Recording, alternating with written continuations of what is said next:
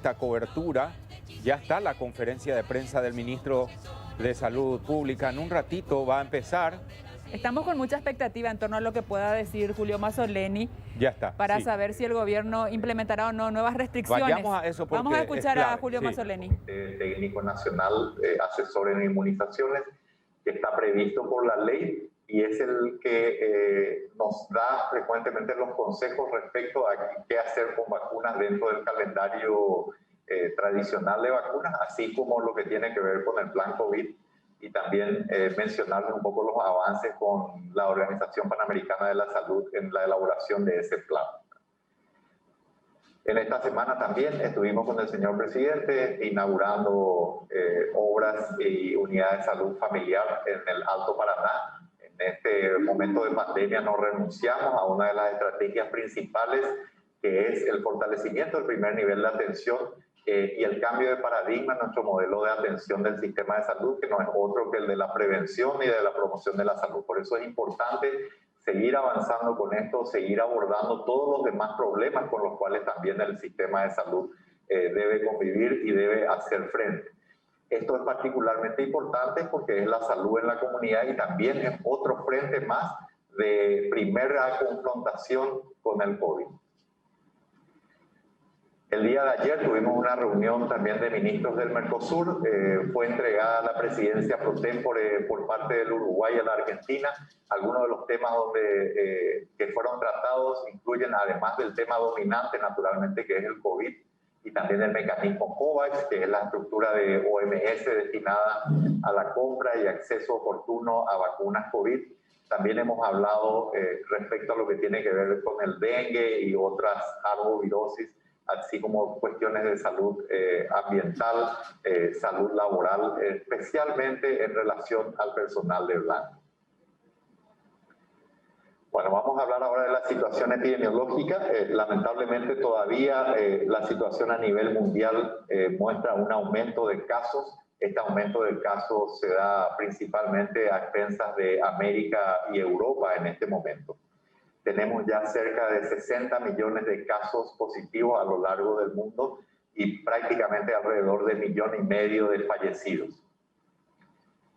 En relación precisamente al número de fallecidos, vemos una suerte de estabilización en las Américas, en tanto que en Europa todavía existe un aumento importante de fallecidos. De hecho, a nivel global hay un aumento de fallecidos y eso se da principalmente, como decía, debido a la situación que se está viviendo actualmente en Europa. En el Paraguay, lamentablemente, en las últimas 2 semanas hemos notado un repunte muy importante de casos. Estamos de nuevo en el nivel de lo que representaba nuestra meseta, por arriba de 5.000 casos por semana. Esta semana, de hecho, estamos acumulando un número importante de casos que quizás incluso supere ese histórico que hemos tenido. Si bien es cierto, también esta semana se ha caracterizado por un aumento muy significativo en el número de testeos. Esto, sin ninguna duda, se da a expensas de Central y Capital, con acento en Central principalmente, es donde tenemos mayormente problemas. A nivel país, es de destacar algunas regiones, la zona de cordillera, que todavía muestra un aumento muy importante. Este aumento está de alguna manera rotando un poco más hacia afuera de Cacupé. Si bien es cierto que Cacupé sigue teniendo un número importante de casos, hay una tendencia a una estabilización allí. Sin embargo, otros distritos del departamento de Cordillera tienen un aumento significativo. En Caguazú también tenemos un pequeño aumento. Alto Paraná está estabilizándose. Y otro departamento que es importante destacar es Paraguarí, que también muestra un aumento importante. Los demás departamentos, una tendencia estable, por así decirlo,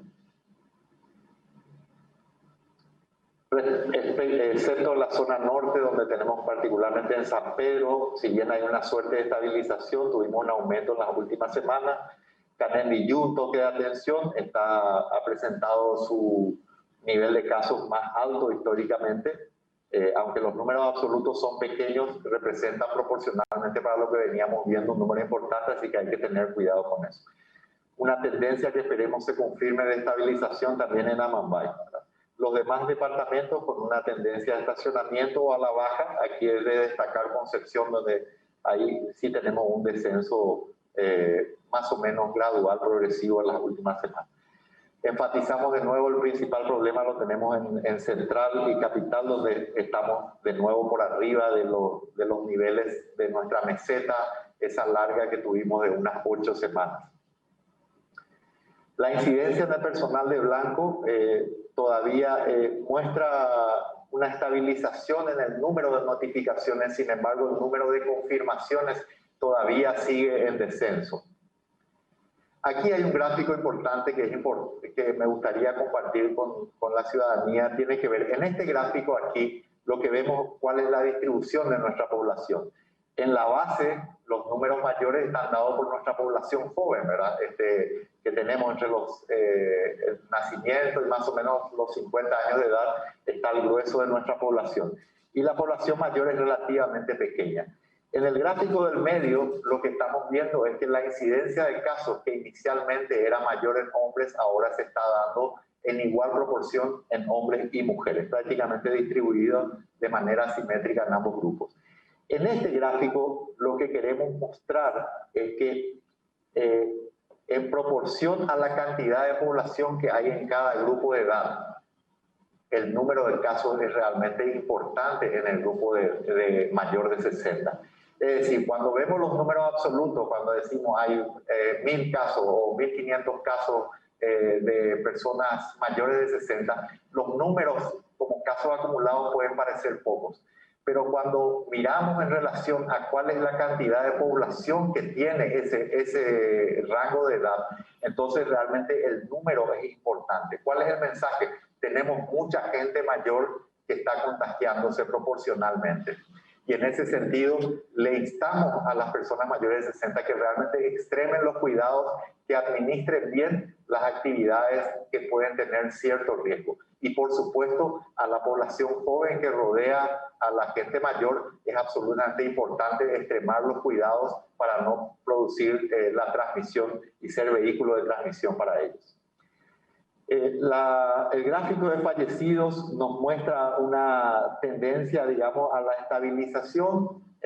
Todavía hay un descenso pequeño, modesto, pero como siempre decimos, es importante entender que muchas veces la curva de fallecidos está rezagada en 2 a 3 semanas respecto al aumento de casos. Así que realmente esto también tiene que ser una cuestión de alarma.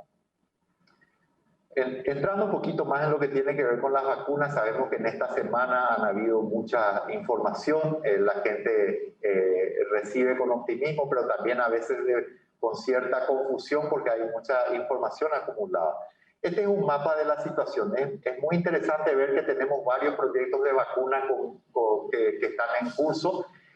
Hay 13 vacunas que están en la última fase, que se conoce como fase 3. La fase 1, 2 y 3 se diferencia porque en esta fase se hacen estudios con decenas de personas, en la fase 2 se hacen estudios con centenas, digamos, y en la fase 3 con miles de personas. En cada una de ellas se va midiendo básicamente la eficacia de la vacuna, si funciona o no. También se ve si es segura, que es una cuestión muy importante. Y aunque se han hecho muchos esfuerzos para acelerar las vacunas, estos esfuerzos nunca son a expensas de abreviar pasos para comprometer la seguridad. Entonces, pero para darles una idea, la vacuna más exitosa que se ha logrado hasta ahora requirió al menos 5 años de esfuerzo. Ahora en un tiempo récord estamos teniendo ya vacunas prácticamente en casi menos de 1 año, lo que es realmente imponente desde el punto de vista del esfuerzo científico. En el día de ayer o anteayer, el Reino Unido ha aprobado para uso de emergencia una de las vacunas que están postuladas, que vamos a desarrollar un poquitito más después, solamente para explicarles que el uso de emergencia todavía no significa que una vacuna está 100% aprobada, pero se autoriza su uso debido a una situación extrema en un determinado país, en este caso el Reino Unido. Requieren aprobación para poder ser, digamos, autorizadas para compras a través de la Organización Mundial de la Salud, entre otras, ¿verdad? Es importante aquí entender, y vamos a mostrar, este es un gráfico muy cargado, no voy a desarrollar mucho en eso, solamente mostrarles, estas son algunas de las vacunas, digamos, que están en última fase, mostrar algunas cuestiones que nos obligan a tener cierta cautela. Por ejemplo, el hecho de que ninguna de estas vacunas, ninguna, tiene una publicación en una revista científica. Todas las publicaciones que hemos escuchado hasta ahora son artículos periodísticos, y eso, si bien es alentador, es optimismo, en realidad todavía no tienen la oportunidad de que otros científicos puedan investigar con mucho rigor la metodología y los resultados a los cuales han llegado, ¿verdad? Otra cuestión importante que hay que diferenciar es que cada una de estas vacunas tiene mecanismos distintos. Hay mecanismos que ya se han usado en el pasado y hay mecanismos que nunca han sido utilizados en seres humanos. Entonces, hay que ejercer la cautela importante a ese respecto. Otra cuestión que es fundamental es también la cadena de refrigeración. Hay algunas de estas vacunas que requieren menos 80 grados, menos 20 grados, y después están las que tienen el rango habitual, que es entre 2 y 8 grados aproximadamente, ¿verdad? Entonces, también hay que tener en cuenta que el estado actual de esto, lo que estamos viendo son resultados de la mitad de la fase 3. En otras palabras, estamos viendo resultados intermedios antes de culminar la última etapa. Por eso la autorización que se da es un uso de emergencia y por eso hay que ejercer cautela. Y también los números que estamos viendo todavía son relativamente pequeños. En resumidas cuentas, ¿cuál es la mejor vacuna? La mejor vacuna es aquella que tenga los mejores resultados técnicos, pero que además tenga el mejor costo, que se pueda distribuir con la logística más sencilla posible, y también la que sea más justa, más equitativa, la que pueda ser distribuida de manera homogénea en todo el país. Así que el Ministerio de Salud Pública está trabajando con el Comité Técnico Nacional de Asesoramiento de Vacunas, que está previsto por la ley. Este comité es un comité independiente, está conformado por gente que no pertenece necesariamente al Ministerio de Salud Pública, y el análisis que hace lo hace en consideración de los factores que acabo de expresar. Hay recomendaciones preliminares, pero estas recomendaciones están sujetas también a la confirmación de los datos que hasta ahora han sido publicados de manera periodística. El hito de la aprobación por un país occidental como uso de emergencia es un elemento fundamental. Así que también estamos trabajando con la Organización Panamericana de la Salud, elaborando y finalizando ya el plan de introducción de la vacuna, cualquiera sea esta al COVID. Hay que hacer una serie de preparaciones del sistema para ese efecto, la logística, los recursos humanos, la normativa, la seguridad incluso de las vacunas. Todos son factores que estamos teniendo en cuenta a la hora de hacerlo. Y también estamos trabajando de cerca con el Parlamento en base a ciertas modificaciones de la ley para facilitar las compras eventuales. A pesar de que el Paraguay trabaja con el mecanismo COVAX, que es una estructura, para ponerlo en términos sencillos, que nos permite hacer lo siguiente. Nos vamos a una organización que tiene una oferta, un portafolio de varios proyectos de vacuna. Entonces, la plata que nosotros le entregamos como Estado, la plata del Paraguay, entonces tiene menos riesgo, porque si falla una vacuna, ese adelanto, ese dinero que ya hemos entregado en un porcentaje pequeño, aproximadamente un 10 a 15% del cálculo estimado promedio de las vacunas, entonces puede ser orientado a otra vacuna que sí resulta exitosa. Lo ideal sería que más de una sea exitosa y que nos permita a los distintos países, de acuerdo a nuestras características, escoger la mejor vacuna. Eso no quita que el Paraguay pueda hacer algunas negociaciones, digamos, en paralelo directamente con las compañías farmacéuticas o como regiones o bloques distintos. También es importante entender que aún con todo, superando la parte técnica de las vacunas, no hay forma de poder abastecer al 100% de la población en un plazo de siquiera todo el año 2021. Se requeriría mucho más. Entonces, en gran medida, por esa y otras razones, la orientación de la mayoría de los países es hacia una compra del 20% de su población, que típicamente, según la conformación de cada país, corresponde más o menos al grupo de vulnerables, es decir, personas mayores de 60 y personas con comorbilidad. El Paraguay, sin embargo, a través del mecanismo COVAX, ha asegurado ya un 30% de esto. Bueno, ¿cuál es la situación actual de acciones? Antes de esto, me gustaría comentar un poquito una pequeña situación anecdótica que ocurrió con nuestro director de Vigilancia de la Salud y conmigo mismo en esta semana.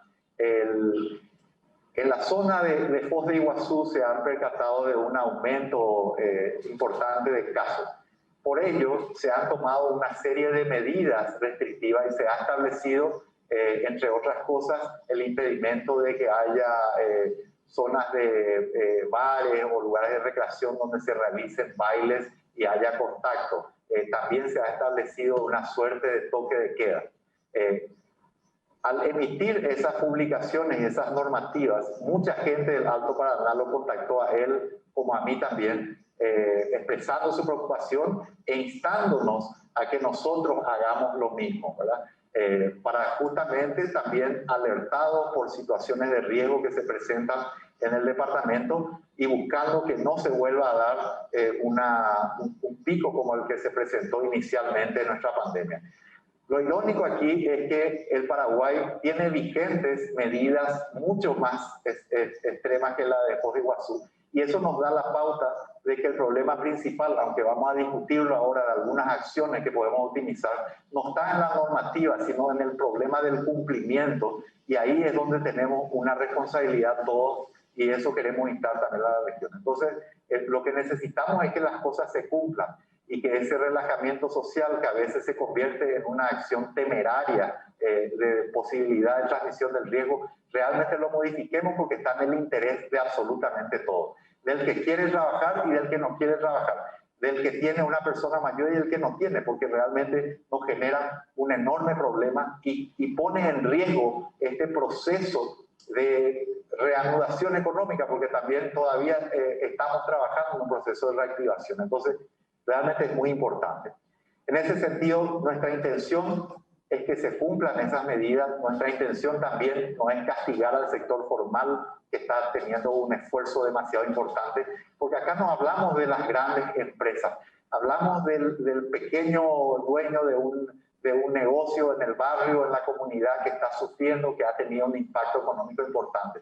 Pero necesitamos entender que no podemos ser indiferentes al que se comporta mal y está enfrente. Ese que se comporta mal enfrente está poniendo en riesgo la salud de tu gente y está poniendo en riesgo tu negocio y todas las cosas que estamos de alguna manera abriendo a esta altura. Así que estamos realmente en ese sentido a poder cambiar y modificar para poder tener realmente unas fiestas tranquilas y que no falte nadie en eso. Hoy tenemos más de 1.700 familias que están enlutadas y esa realidad debe cambiar urgentemente.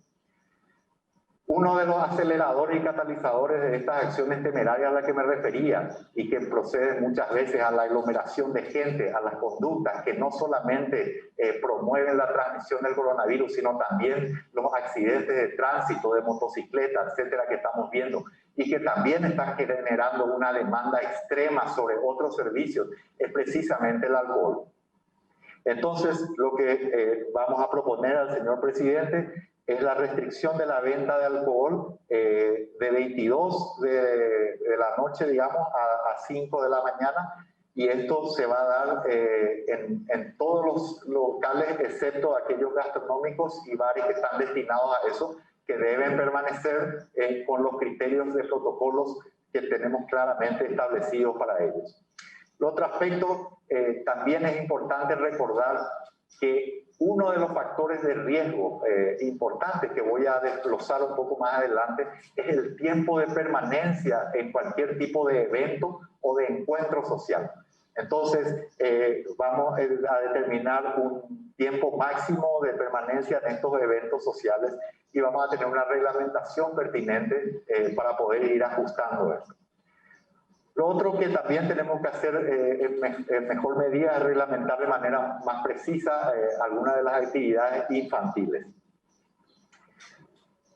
Queremos recordar a la ciudadanía, un poco en coherencia con lo que acababa de decir un poco antes, Hay gente que cree que olvidamos esto, va a decir la restricción de la circulación después de las 12 de la noche. Eso tiene un efecto, tiene la necesidad de evitar esa aglomeración de gente. Generalmente los problemas de aglomeración, de consumo de alcohol, de conducta temeraria, de riesgo para todos se dan un poco después de eso. Entonces, ese control es un pequeño sacrificio que necesitamos mantener para poder tener unas fiestas importantes. Y he mencionado ya la situación muy delicada en la que estamos desde el punto de vista epidemiológico y desde el punto de vista de los hospitales. Las playas y balnearios aún no han sido habilitadas. Los protocolos están aprobados, lo que no quiere decir que estas playas y balnearios estén habilitadas. Ahora también quiero referirles de nuevo a lo que les mostré de la situación epidemiológica en Cordillera y en Paraguarí, por ejemplo, algunos de los lugares donde tenemos muchos de estos centros. Así que necesitamos entonces controlar un poco, mejorar la situación epidemiológica y después replantearnos. Recordarles también que es obligatorio el agendamiento para concurrir a todos los lugares cerrados. También los deportes de contacto colectivo que han sido aprobados solamente están restringidos a los núcleos de trabajo o a ciertos núcleos familiares estables y en los lugares donde se puede hacer el agendamiento. Recomendamos también en aquellos lugares donde sea posible mantener el sistema de cuadrilla. Esto está vigente hoy más que nunca con los nuevos números epidemiológicos también. ¿Cuál es el consejo que podemos darle a la gente? Recuerden, es interesante tratar de limitar los riesgos. Entonces las personas, sobre todo aquellas personas vulnerables mayores de 60 años, si deciden tomar el riesgo de exponerse a un evento, a un encuentro social, entonces lo importante es que limiten la frecuencia de eso por semana. Cuanto más eventos acumulamos en una semana, el riesgo también se acumula.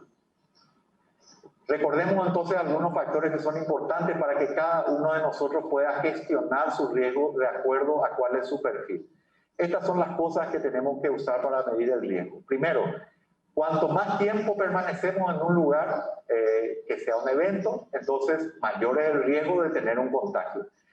Si el espacio es cerrado, el riesgo es muchísimo mayor que si el espacio es abierto, ¿verdad? Cuanto más personas hay, mayor es el riesgo, sin ninguna duda. Y cuanto más veces hacemos o participamos en un evento en una determinada semana, entonces obviamente esos riesgos se acumulan. Entonces, administremos esto, tengamos esto en cuenta, esto puede ser un parámetro. Todo lo que hemos hecho hasta ahora, la apertura, conlleva también la administración de ciertos riesgos, conlleva también un contrato, una situación, una obligación por parte de cada ciudadano de adherirnos para protegernos nosotros y proteger a los demás. Entonces, tengan en cuenta esto, tiempo, el menor tiempo posible, el espacio abierto con el menor número de personas y lo menos frecuentemente posible. Eso nos va a llevar a disminuir significativamente los riesgos que tenemos. Yo creo que es importante, se avecinan fiestas muy importantes para todos nosotros. Hemos tenido un año difícil, sin ninguna duda. No lo hagamos más difícil realmente. Creo que es importante el momento de cambiar unas cosas. Las medidas de cuarentena claramente son sumamente efectivas. La discusión no es si son buenas o son malas, sino el problema es que tienen realmente un costo enorme, ¿verdad? No hagamos que el COVID cierre nuestros negocios, no hagamos que el COVID restrinja aún más nuestras libertades. Hemos avanzado mucho y realmente creo que es importante un poco redoblar esfuerzos por parte de todos para poder cambiar nuestra actitud y poder retomar realmente, rectificar el rumbo que tenemos. Muchas gracias. Muy bien.